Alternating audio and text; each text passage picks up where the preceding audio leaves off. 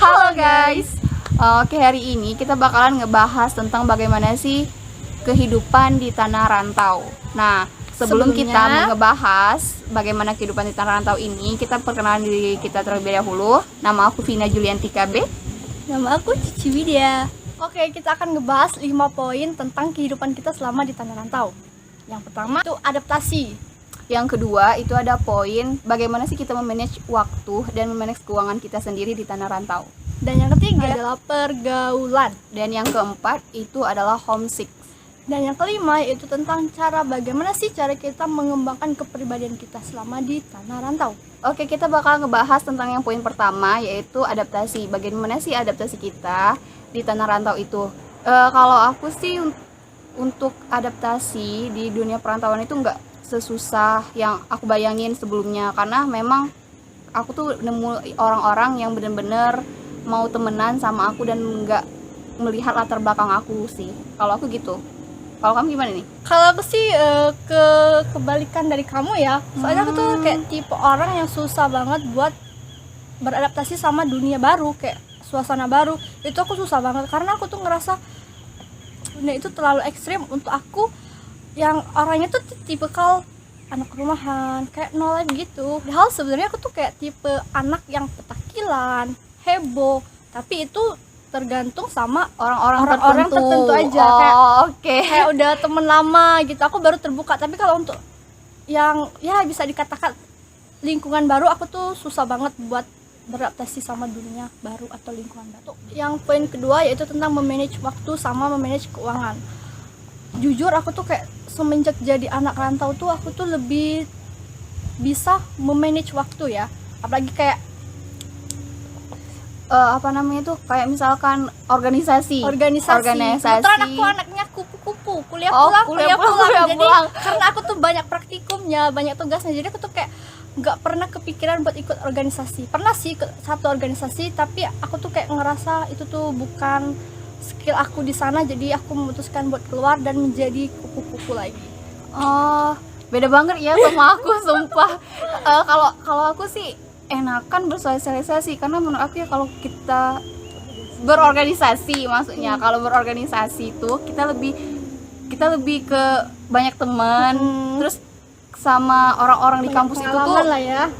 Sama orang di kampus itu kita tuh tahu gitu, jadi nggak sulit banget buat dapat teman. Kalau misalkan ada rantau itu kan susah banget nih buat dapetin teman. Jadi kalau misalkan adanya organisasi, kita itu bisa berbaur sama orang-orang yang memang netap di suatu daerah di sana. Jadi kayak suatu peluang lah ya. Suatu peluang buat aku tuh ngebuka diri buat nyari teman dari jurusan lain, nambah wawasan atau nambah pengalaman ya. Dan juga organisasi itu butuh banget untuk CV CV kerja, karena aku sebagian dari organisasi itu jadi buat untuk CV itu bermanfaat juga. Jadi tapi untuk kupu-kupu juga nggak ini ya, nggak ada kemungkinan kalau CV-nya lebih bagus daripada yang berorganisasi. Yang ketiga itu ada poin pergaulan. Kalau aku pribadi sih ya, kalau misalkan pergaulan aku di dunia perantauan itu nggak terlalu belok-belok, jadi kayak lurus aja gitu, nggak neko-neko, karena memang orang-orang di sekitar itu nggak ada yang neko-neko. Kalau kamu gimana? Kalau untuk pergaulan sih sama aja sih, aku kayak lebih ke lurus, nggak ada belok kanan, belok kiri, apalagi terjun bebas ya guys. Karena memang kamu kupu-kupu dari awal. Kupu-kupu dari awal, jadi temen aku tuh kayak muter-muter di sana aja. Kalau aku nyaman ke mereka ya udah, aku sama mereka terus. Oke. Karena dari beberapa poin, udah poin ketiga kita itu beda banget ya. Cuma poin ini yang lumayan. Yang karena ini. Kita sebenarnya anak baik-baik. Anak baik-baik dari awal ya. Anak baik-baik dari awal, tapi kita nggak neko. Tapi karena memang kalau misalkan pergaulan itu untuk anak rantau itu perlu banget, tapi perlu banget di apa namanya, di minimalisir gitu, diliatin nih mana yang baik diambil tuh, mana yang enggak dibuang aja gitu. Kalau memang mau apa sih, mau dapetin gelar ya, mau dapetin apa sih, uang apa namanya, yang kayak segala macam aset untuk masa depan itu pergaulan. Karena itu jadi lebih sarjana itu nggak semudah yang dibayangkan anak SMA. Karena Ya menurut aku kayak pergaulan itu 50-50 lah ya, kayak ada plus minusnya. Plus Kayak minus. kalau sampai kita kan kalau di tanah rantau tuh nggak ada kayak yang ngejaga. Kalau di rumah kan kayak ada orang tua, Ada yang ngingetin ya, ada yang yang ngingetin. Tapi kalau nggak di- boleh pulang nggak malam. boleh pulang malam, pokoknya nggak boleh telat lah ya. Tapi kalau di Di dunia rantau kan rantau. kita bebas lah cuy. Jadi kayak kalau sampai kita salah pergaulan aja nih ya, itu bisa banget itu langsung belok banget kalau anak belok-belok rantau. banget, karena kayak kita tuh nggak punya pondasi. Jadi saran aku ya, kalau buat kalian yang baru mau jadi Merantau. anak rantau itu, kalian harus tanamkan ke diri kalian sendiri kayak apa sih kita tuh, Apa tujuan kamu dari awal? tujuan kita Di ngerantau tuh buat tanah apa rantau itu gitu. buat Harus apa? cari ilmu, Harus cari harus ilmu, cari teman apa-apa. atau apapun. Pokoknya kita harus ada pondasi biar kita tuh nggak terjun bebas ke pergaulan yang buruk. Itu aja sih. Itu aja. Oke, kita langsung bahas ke poin keempat. Keempat yaitu homesick. Kalau aku sih kalau homesick itu nggak sesering ya, karena lebih ke dunia perkuliahan itu kan padat banget tuh jadwalnya, apalagi kalau baru semester 1, semester 2 itu jadwalnya tuh memang padat. Numpuk. Apalagi diselangi dengan si organisasi, dan organisasi itu kalau kalian baru jadi anggota itu banyak banget event yang harus kalian ikutin. Jadi kalau homesick tuh lebih ke nggak terlalu, karena memang dipadetin. Emang aku padetin jadwalnya biar nggak terlalu kangen gitu sih. Kalau aku lebih ke madetin Kalau jadwal aku kuliah. kayak, karena aku tuh orangnya slow tapi nggak terlalu slow ya. Aku tuh lebih gimana sih? Aku tuh bukan anak yang tipe kalau anak yang pintar-pintar banget ya. Tapi kayak kalau ada tugas ya aku lebih ngutamain ngerjain tugas dibanding ikut organisasi. Sebenarnya itu nggak bagus banget ya. Karena aku tuh juga ngerasa sih kayak nyesel gitu kok nggak ikut organisasi. Tapi sekalinya ikut organisasi salah ikut organisasi dong. Jadi kayak trauma gitu. Makanya aku tuh nggak kepikiran buat organisasi lagi. Balik lagi ke poin pergaulan tadi ya. Sebenarnya kita tuh kayak nyari teman tuh bukan sekedar teman aja. Kita nyari teman tuh sebisa mungkin dia Yang bisa tahu dijadiin kondisi. keluarga. Kayak Keluarga, terus tuh yang tahu kondisi kita tuh gimana Oh. sih, karena memang tuh teman senasib di dunia perantauan itu butuh banget, butuh pakai banget. karena dia tahu kondisi kita nih, misal kita nggak uangnya tipis-tipis nih, dia udah tahu gitu, Dia jadi nggak bakal ngajak kita hangout. kita gitu. main ya lebih kayak kita nonton kan.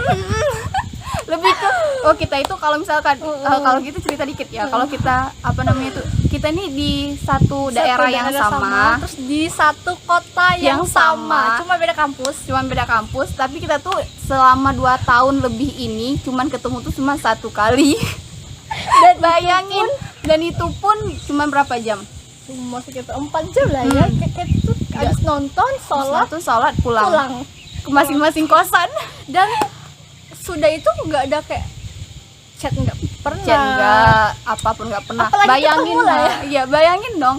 Cuman 2 tahun lebih itu cuma 1 kali ketemu, dan kita itu udah ngerencanain itu udah jauh-jauh hari. Dan waktu aku ada mata kuliah, Aku slow, dia Kira aku slow. slow, dia padat banget. Dia Padat memang banget. anak sibuk Oke, banget. yang kelima ini ada kepribadian. Bagaimana sih kepribadian kamu setelah menjadi anak rantau?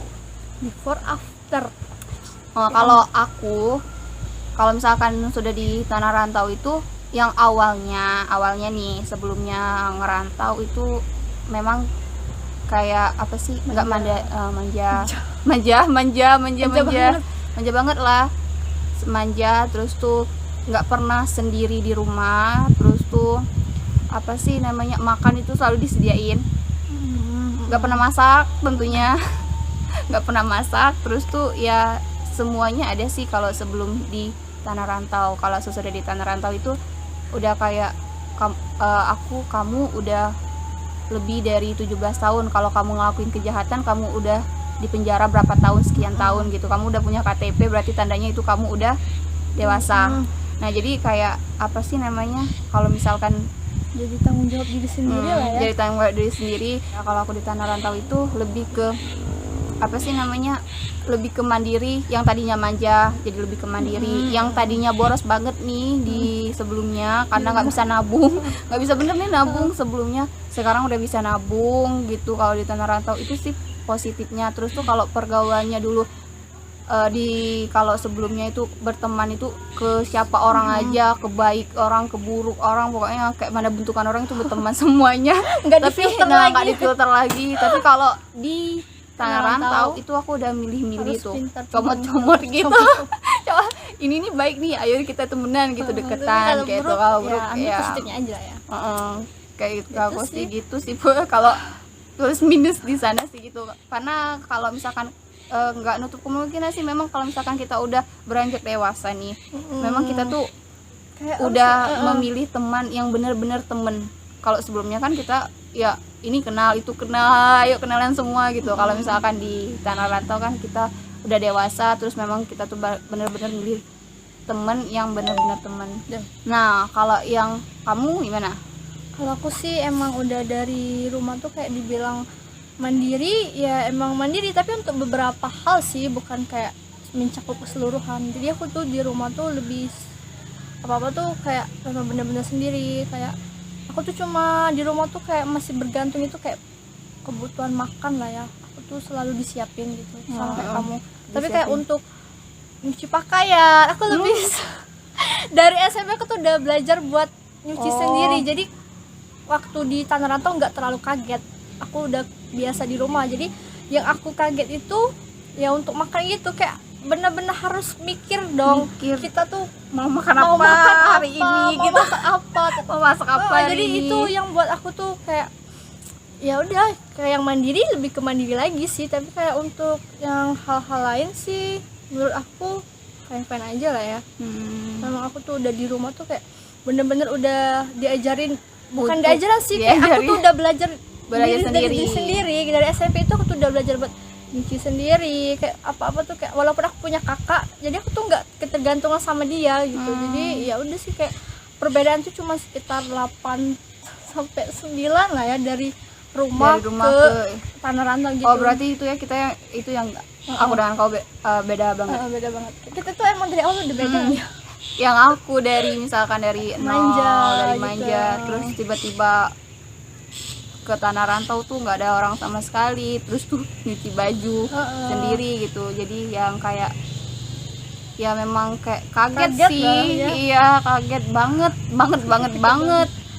Tapi kalau untuk awal-awal sih, untuk ngekos awal-awal hari 1 minggu atau berapa minggu itu aku ditemenin dulu. Rata di jurusan aku itu orang sana gitu, jadi yang kayak susah banget sih nyari teman yang senasib, yang sepemikiran, itu susah banget. Nah jadi aku tuh nggak pernah dapet teman yang senasib, meskipun aku tahu nih kalau teman senasib itu tuh perlu banget untuk di kehidupan perantauan, tapi aku nggak nemu tuh, karena memang yang di kelas aku tuh nggak terlalu Anak rumahan semua lah ya. anak orang-orang sana lah. Jadi nggak ada yang ngerantau, meskipun ada yang ngerantau ya kita temenan, tapi ya temenan gitu aja.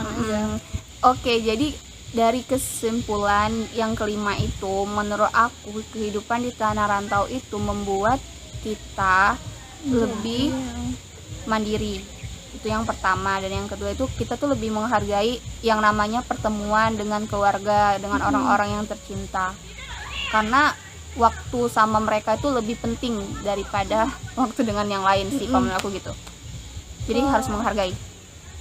Sama sih, kayak kalau menurut aku lebih mengajarkan kita tentang pentingnya memanage waktu, memanage keuangan. Itu kayak lebih membuka kita tuh biar bisa menjadi pribadi yang lebih mandiri lah ya. Kayak dibilang nggak tergantung sama orang tua itu mungkin terlalu apa sih, terlalu pokoknya gitulah ya. Pokoknya kayak kita tuh masih banget bergantung sama orang tua, tapi untuk hal-hal lain kita tuh kayak bisa belajar mandiri, kayak ya kayak nyuci pakaian sendiri lah cuy. Karena nggak mungkin kita sama orang tua terus, Dan nggak mungkin kita ngelaundry, karena kita tuh harus mikir juga sih dua kali, dua cuy. kali uang. Mending buat makan. Mending buat makan tuh. Jadi menurut aku sih itu aja, kayak lebih membentuk pribadi kita yang lebih mandiri lagi dari sebelumnya gitu. Oke guys, sekian video kita hari ini ngebahas tentang bagaimana kehidupan di Tanah Rantau. Kalau menurut kalian video ini penting, kalian bisa share, Like, dan komen, dan jangan lupa di subscribe. dan juga di share ya, jangan lupa. Tungguin video kita selanjutnya ya guys, semoga bermanfaat. Dadah. Bye bye.